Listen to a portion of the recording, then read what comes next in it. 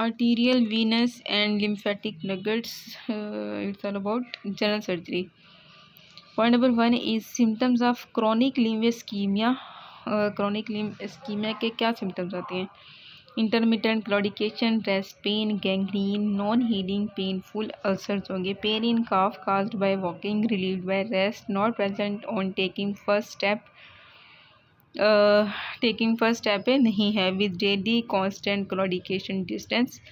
तो intermittent claudication not present on taking first step with daily constant claudication distance, that is called intermittent claudication. Best treatment is stop smoking. Can be treated medically by the cilostazol लेने से. And don't do surgery for the intermittent claudication. का जो pen था first step पे नहीं होता, फिर उसके बाद थोड़ा सा डिस्टेंस कवर करने पे पेन स्टार्ट हो जाता है. तो सिलोस्टाजोल देना है. Pain in metatarsals. मेटाटार्सल्स में पेन है. Relieved by hanging legs, worse at night. Leg elevation से, लेग हॉरिजॉन्टल, इन सारी चीज़ों से पेन ज़्यादा हो रहा है. Rest pain, surgery can be done. अगर मेटाटार्सल्स में पेन है और हैंगिंग से रिलीव होता है, बाकी सारे फैक्टर से इंक्रीज हो रहा, तो रेस्ट में पेन है तो अब सर्जरी करेंगे. Normal ankle breaker pressure reflex index जो होता है ना BPI, वो 1 होता है. तो इससे जो कम होता है 0.5 से 0.9 इंटरमिटेंट क्लॉडिकेशन में आता है. 0.5 से कम लेस देन 0.4 वो रेस्ट पेन है, और less than 0.15 is gangrene. ABPI से पता चलेगा. All symptom science of CLI chronic limb ischemia mentioned in 0 are the indications of surgery except claudication. Means surgery is never done for just intermittent claudication. तो just ये use कर लेनी है. Surgical options include करते हैं bypass कर देते हैं और लंबर सिंपैथेक्टमी कर देते हैं. For bypass of large vessels, for example aorto iliac bypass, तो आपने सिंथेटिक ग्राफ्ट यूज़ करना होता है. डेक्रॉन सिंथेटिक ग्राफ्ट है लार्ज वेसल्स के बाईपास के लिए. For bypass in the small vessels, for examples femoropopliteal है, तो फेमरोपोप्लीटियल स्मॉल है, एओर्टो आइलिक इसके निस्बतन बड़ी है, तो उसमें आपने सिंथेटिक ग्राफ्ट यूज़ किए हैं. स्मॉल वेसल्स में आप यूज़ करेंगे autologous saphenous vein graft. whenever air embolism happens, तो put the patient in Trendelenburg position, legs up, head down, give oxygen. Air embolisation के लिए लेफ्ट साइड डाउन करें, और needle aspiration of right ventricle से needle aspiration कर देनी है. Berger disease thrombophlebitis ओब्लिटरेंस affect करती है स्मॉल और मीडियम साइज वेसल्स को in the young mail smokers में, और मोस्ट कॉमन इन लोअर लिम्स में है. तो गैंग्रीन ऑफ टोज हो जाती है. सर्जिकल ट्रीटमेंट करवाएंगे, इंक्लूड सिंपैथेक्टमी कर देंगे, आर्टीरियल रिकन्स्ट्रक्शन और ओमेंटम ग्राफ्ट, और below knee amputation is last resort. Raynaud disease affect करती है स्मॉल वेसल्स को इन फीमेल्स में, नॉन स्मोकर्स में, most common in upper limbs. और अपर लिम्स में फिंगर्स कलर चेंजेस होता है, वाइट, ब्लू, फिर red. But peripheral pulses are not persistently peripheral pulses feeble नहीं होती हैं. आपने ट्रीट करने हैं विद हैंड वार्मिंग और कैल्शियम चैनल ब्लॉकर्स, फिर उसके बाद सिंपैथेक्टमी कर देंगे. देन है बर्जर डिजीज ऑल्सो इन्वॉल्व करती है migratory superficial phlebitis. It also invades accompanying nerves, veins and femoral और popliteal pulses are palpable. In ray amputation आपने मेटाटार्सल्स की गर्दन काटनी है, मेटाटार्सल्स को, जबकि in trance metatarsal amputation metatarsal की बॉडी काटनी है.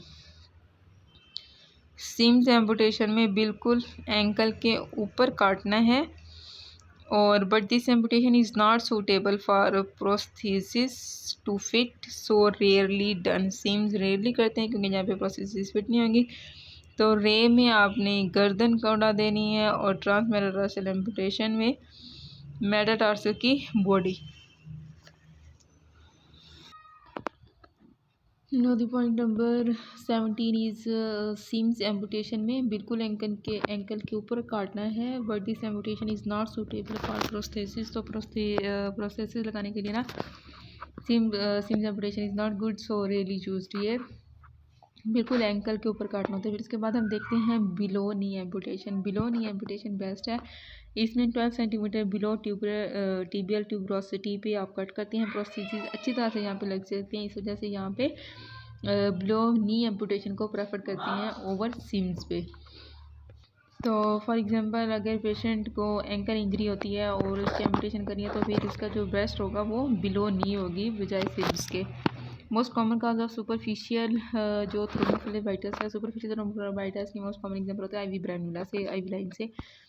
Pseudo arterial aneurysm is aneurysm of femoral vein. जो स्यूडो आर्टीरियल एनर्जम होता है ये फेमरल वेन का एनर्जम है because of intravenous drug abuser in that area and it is in differential diagnosis of inguinal swelling.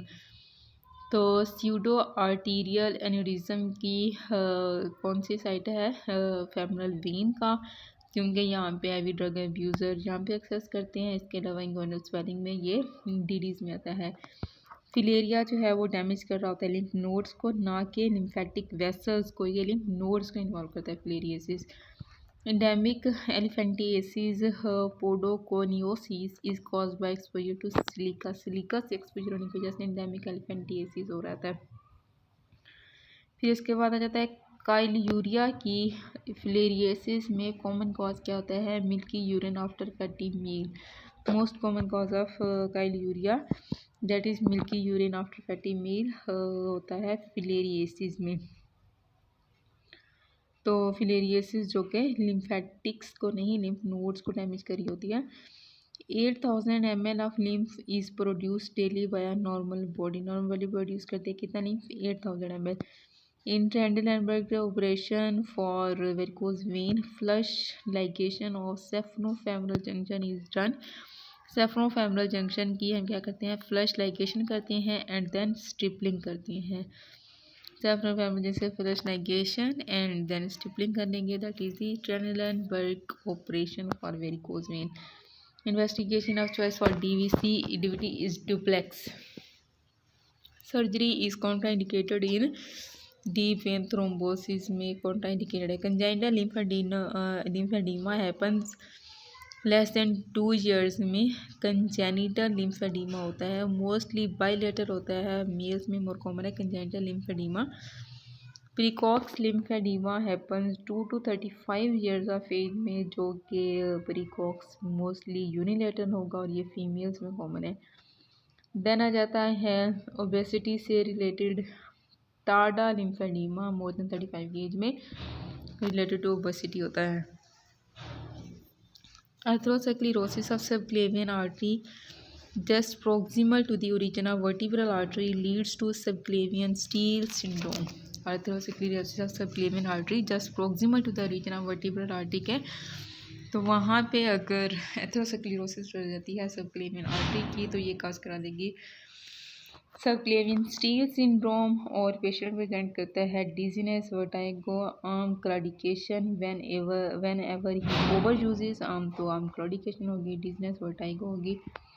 तो हम इसका steel syndrome को कंफर्म कैसे करेंगे, कंफर्म करेंगे बाय आर्टीरियोग्राम करेंगे, डू बाईपास, एंजियोप्लास्टी और एंडार्ट्रेक्टमी।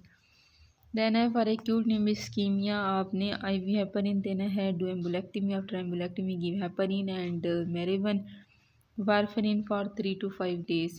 For DVT if patient stable and no contraindication to anticoagulant, patient stable है और कोई कॉन्ट्राइंडिकेशन नहीं है to anticoagulant, give heparin 1 to 2 days, then warfarin plus heparin for 5 days, then only warfarin up to 6 months। तो आपने DVT के लिए क्या कर देना, अगर पेशेंट स्टेबल है और इसकी कोई कॉन्ट्राइंडिकेशन नहीं है फॉर एंटीकोगुलेंट, तो आपने हेपारिन देना है फॉर 1 to 2 days। फिर उसके बाद आपने हेपारिन के साथ वारफेरिन देना है for 5 days, then only warfarin देना है अप टू 6 months। अगर पेशेंट अनस्टेबल है और फिर भी उसको कोई कॉन्ट्राइंडिकेशन नहीं है टू एंटीकोगुलेंट, तो आपने first give thrombolytic streptokinase S के Urokinase, streptokinase, the same happen in 1 to 2 days. Warfarin plus happen in 5 days. only warfarin for the 6 month. But जिसमें ये एक अनस्टेबल है तो पहले आपने उसको SK यूरोकाइनेज देना है. इन अब बोथ केसेस ऑफ कंट्राइंडिकेशन भी है एंटीकोगुलेंट्स के, तो फिर आपने इंफीरियर वेना के बाद फिल्टर लगाना है. Important for above 3 points for acute liver ischemia, warfarin just for 5 days है, बट इन DVT वारफरिन जो है ना वो हम 6 months के लिए देते हैं. देन आ जाता है surgical anatomy. Surgical anatomy nuggets हैं जी. Esophagus is 25 centimeter long.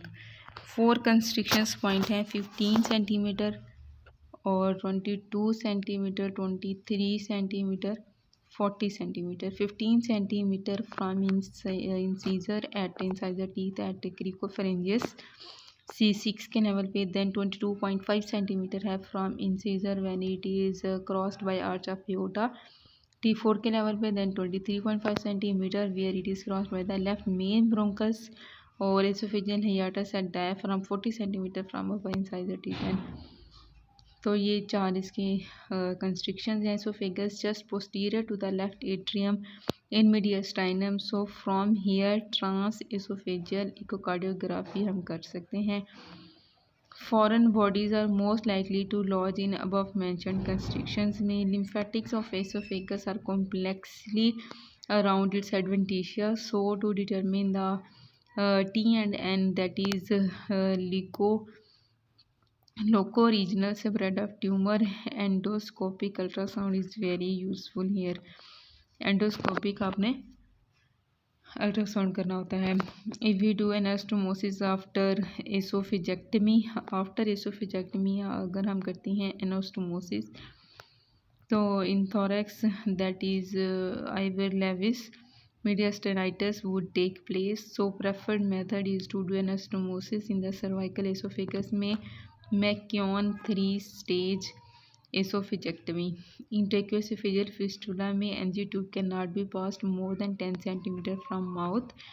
esophageal hiatus is at T10 के लेवल पे ट्रांसमिट्स करता है. esophageal hiatus at T10 पे esophagus both vagus nerves inferior phrenic arteries left inferior and oesophageal branches of the left gastric artery T10 के level पे, जिसमें हमारे पास आ जाता है एओर्टा और